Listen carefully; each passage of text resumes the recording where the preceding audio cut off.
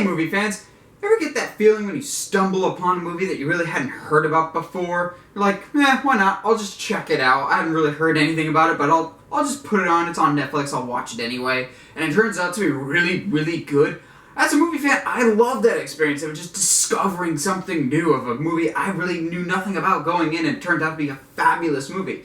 I tend to think of those as underrated movies that really don't get the spotlight like they deserve. And so today I'm going to count down my top 5 favorite, most underrated movies that you should probably check out if you haven't already seen before. At number 5, I'll go with The Iron Giant. Thankfully, this movie's garnering a bit of a cult following, as it should, because this movie's amazing.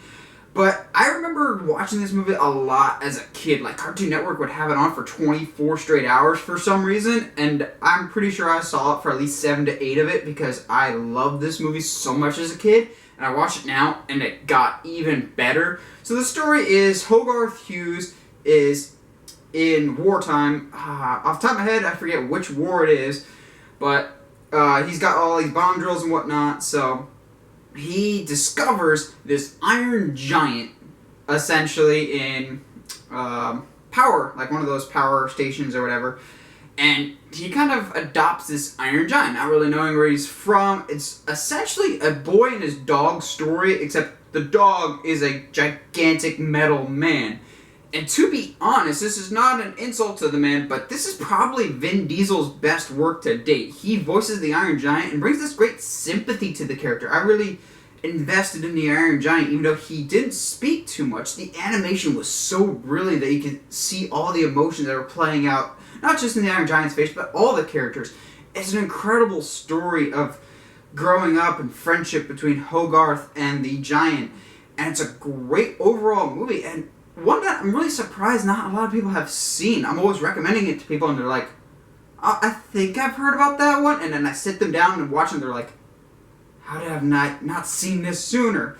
Like, if you grew up watching it, you know what I'm talking about. If you haven't seen Iron Giant, do yourself a favor and go see it now. It's amazing. At number 4, we have The Life Aquatic with Steve Zissou.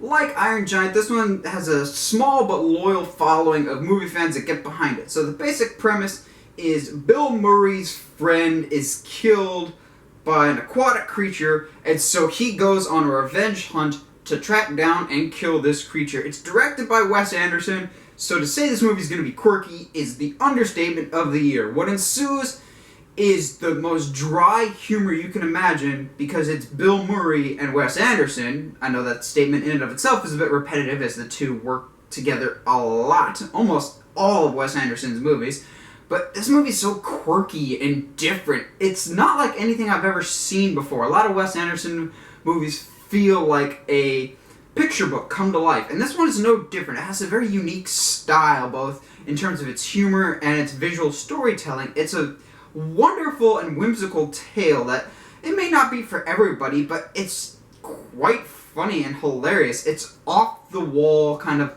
deadbeat quirkiness that's both perfect for Wes Anderson and for Bill Murray. So if you've seen the movie, you know exactly what I'm talking about. If you haven't, I would really check out The Life Aquatic with Steve Zissou.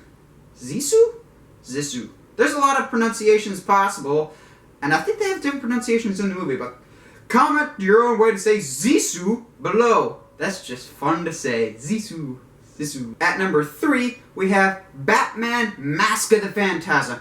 Now you say, how can a Batman movie be on your most underrated movies of all time? Well, I love Batman, but this is one that, like Iron Giant, I grew up watching with, and then as I got older, it got even better, and to this day I'm still telling people about it, and they still have no idea what movie I'm talking about. So this movie came out at the peak popularity of Batman the Animated TV series, which I still say is one of the best not even kids, but one of the best animated TV series of all time. However, this movie bombed in the theater, just no one went to see it. And I would have, had I been old enough to see it at the time. I think I was like just born the time that movie came out. But it really is definitive Batman. But the thing is, a lot of people haven't seen it because the animated movies don't garner the same box office results as the live action ones. Naturally, they're more direct to DVD movies. However, this one was released in theaters. the people that have seen this one, the diehard loyal Batman fans, are like, yeah, that's got everything you need. The best Batman with Kevin Conroy, the best Joker with Mark Hamill, a new original villain in the Phantasm, dark storytelling before Batman got like super gritty with The Dark Knight. It has more in common with the 1989 Batman than it does with basically any what you would think would be a cartoon at that time. It's really gothic storytelling and beautiful animation, great voice work. As a whole, though, it's by far one of the best tellings of Batman. It's all-encompassing as to what Batman is, and I'd really recommend it to any comic book fan or any, especially Batman fan, or just movie fan in general, as if you really want to see a good Batman movie, Batman Mask of the Phantasm probably is one of, if not the best Batman movie ever made.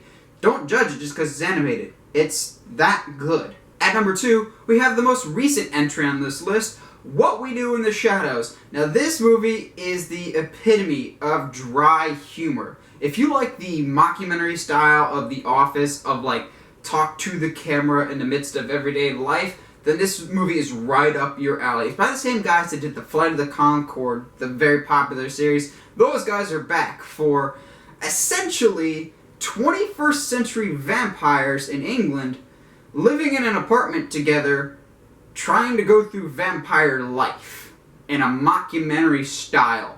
It is deadpan humor at its finest. Like, it pokes fun at all the vampire tropes, all the fish out of water tropes. And so what happens when someone bites someone else, basically to sustain their blood, and that guy ends up being a vampire, except this guy was raised on 21st century technology. So he tries to inundate them into the modern world, and hilarity ensues. There's a turf war with werewolves, and there's a sequel coming called Werewolves, with an apostrophe R-E. Yeah, it's that kind of movie.